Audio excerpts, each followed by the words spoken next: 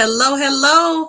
We are here this evening with Money Talks with Ayanna Smith, and I am your host, Ayanna Smith, and I am a financial professional, licensed financial professional, and I help people make and save money in a tax-free manner. And we do this in ways of looking at the foundation of permanent life insurance and also some other strategies that will help you to build your wealth and leave a legacy and all that tax free.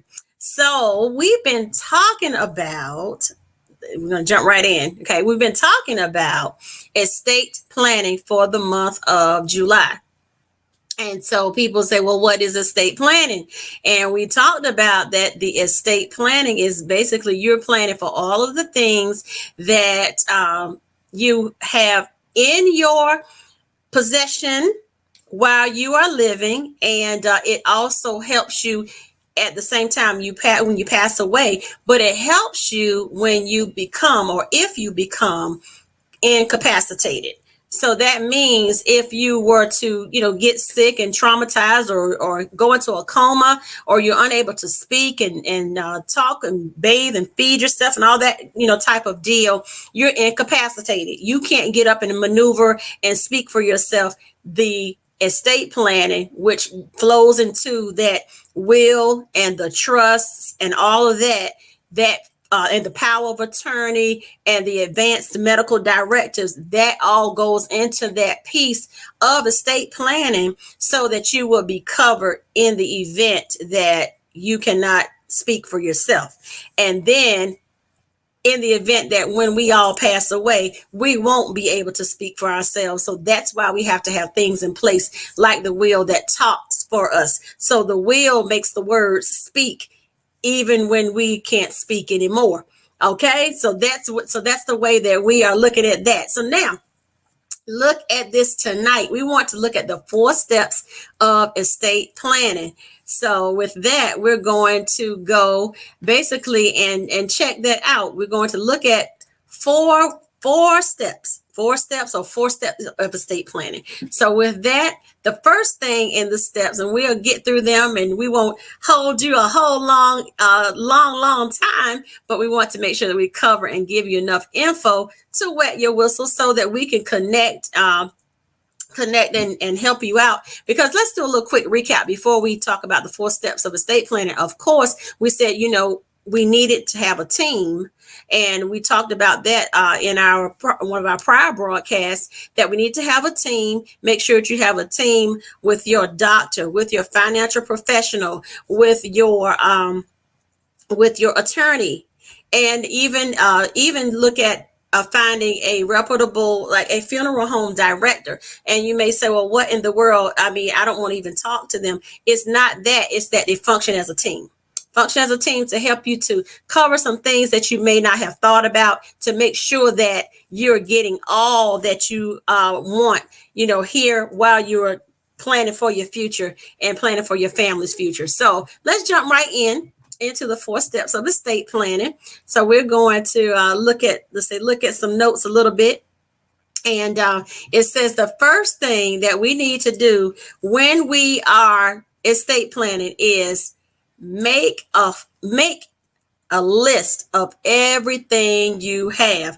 I know you said, I don't even want to think about making a list of all of the stuff that I have. It's pretty much similar to when, I don't know if anybody's ever heard or homeowners insurance agents will say, take pictures of the things that you have so that you can remember, and of course store the pictures somewhere in a safe deposit box or at a bank or what have you, where things are airtight, or you can have a safe that's going to be under lock and key and it's airtight and all that, where you would be able to recover the pictures. So you would have, it would jog your memory in the event that a catastrophic event took place and everything was destroyed. You would be able to have those pictures as your proof and to jog your mind after that trauma of actually knowing what you had. So here is the same type of deal.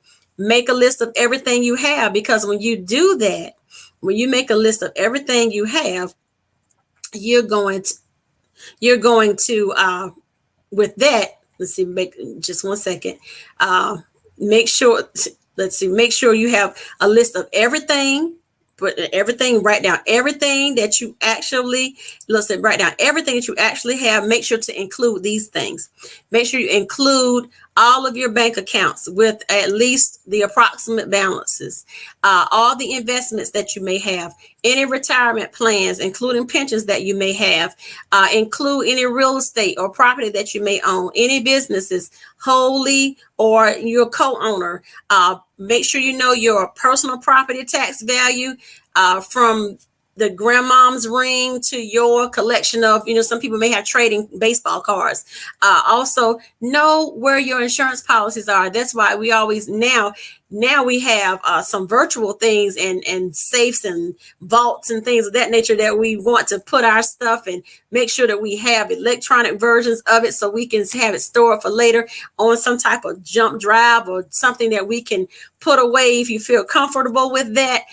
Making sure that you can get to those things and you are remembering or able to remember what you have. Also, and here we go, digital assets. Some people have, cash reserves and different things. Make sure that you have a listing of your passwords and email accounts where you receive important communications, and then, all the debts that you owe. Those are some of the things that you need to have, and taking an inventory of all your assets. You identify those things up front, and then when we get in a time of frustration or stress or what have you, we will be able to pull those things together. And then if you're working with an attorney on your plan, along with your spouse, if you have a spouse, then it's easier for the attorney to help you out on what you should put together and how you should word things and make sure that everything you have is present and accounted for and that you don't miss anything. Because in the time that we need something is usually the time we may not have it if we don't plan ahead of time. So this is all about pre-planning for you and your family so that you can make sure that you have these things in order. Also, it says the next thing we need to make sure that we design a plan. So we need to design a plan. Designing a plan is imperative. It is key.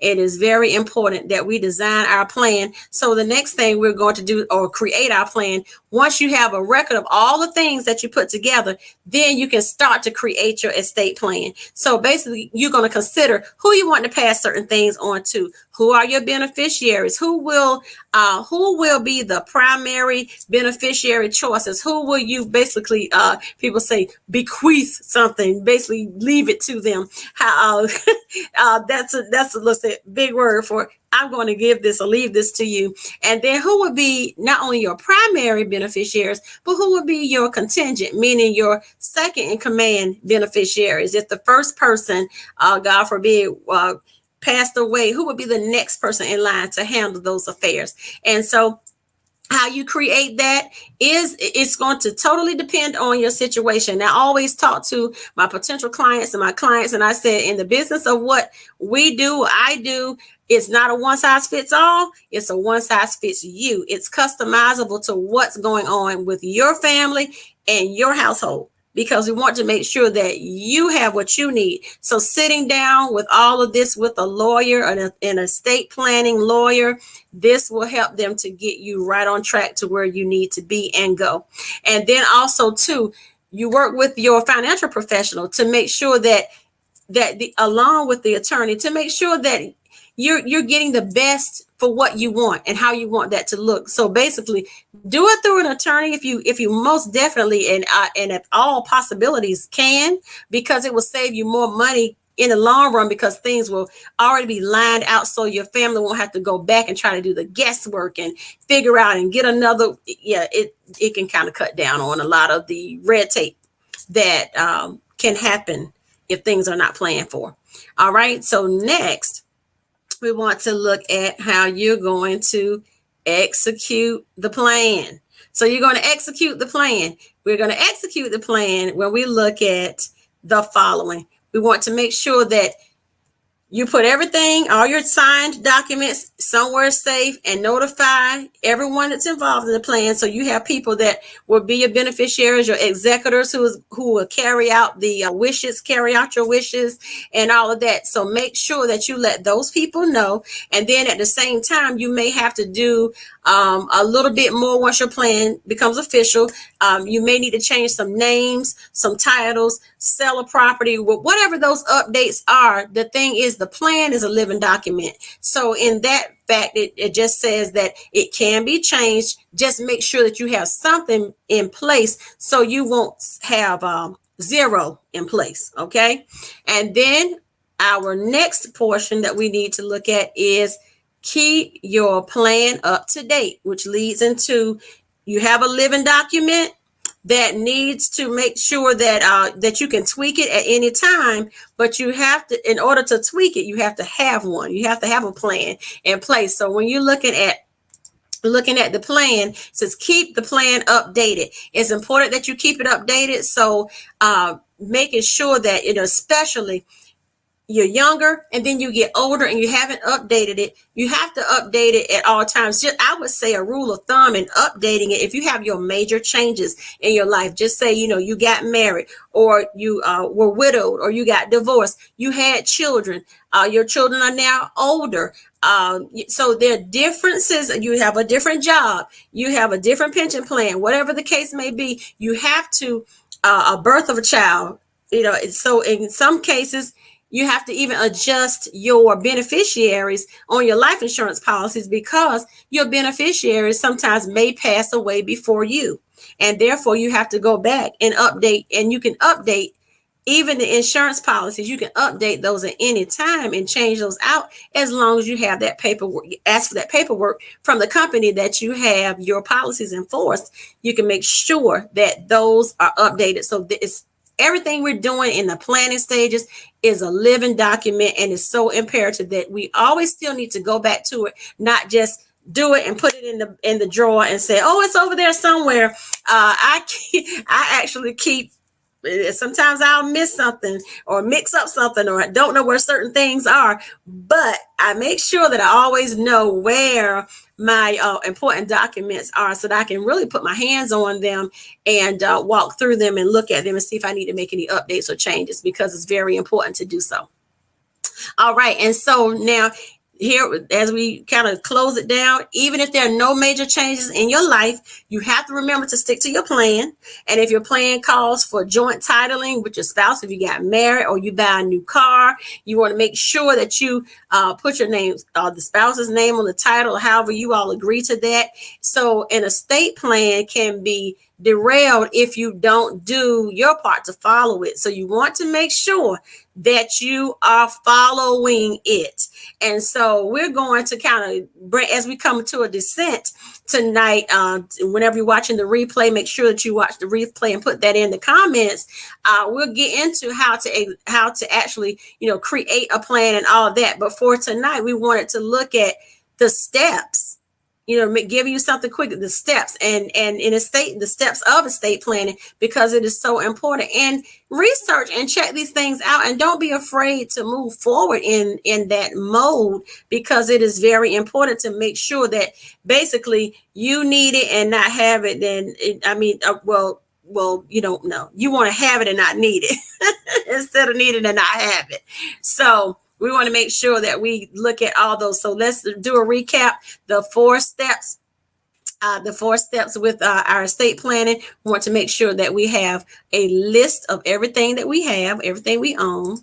We want to design a plan. We want to execute our plan. And then we want to make sure that we keep the plan up to date. Okay. So make sure that all of those components that will get you started. Hope this wets your whistle, gets your mind to thinking about, wow, I need to make sure that I have a plan in place. Power of attorney there. I have my financial professional. I have my wills, my trust. I have my healthcare professional who can help me out. I have the person, if I know that I want to, take over my final arrangements, I have that person on my team as well while you start your steps in estate planning. So you want to make sure that it's all in order and all up to par. Okay. So as we wrap up, I want to make sure that we connect. Let's stay connected, because this, of course, is Money Talks with Ayanna Smith. But I would like for everyone to subscribe, because I'm also being seen live on YouTube. So subscribe to my YouTube channel at the Ayanna Smith, and that's go to there and go over there and subscribe to my YouTube channel, and then you'll be able to, of course, watch replays a little more readily, because they will be cataloged in the actual channel's homepage. And then I would love for you to connect with me on Instagram at Ask Ayanna _financial pro, and on Facebook at Ask for Ayanna. And you're also probably seeing me stream on my personal page as well. We cannot get this information out enough. We want to make sure that we are on point and with that. And so with that, just subscribe to my YouTube channel, IG, Facebook. But to connect with me, to set an appointment, a complimentary appointment, please go to www.askayanna.com. That's www.askayanna.com to set up your complimentary appointment. And I will be glad to, if you have any questions, you can put them in the inbox me, or send a quick email and all that, because we need to be educated and we need to be empowered, and then we need to execute. So we're going to educate, be educated, be empowered, but we then want to execute what we are learning. So this is Ayanna Smith. This is Money Talks with Ayanna Smith, and it is so wonderful to have you in our presence this evening. We're so glad. Click the replay, like, share, hit the love button. All right, and we will see you on the next broadcast.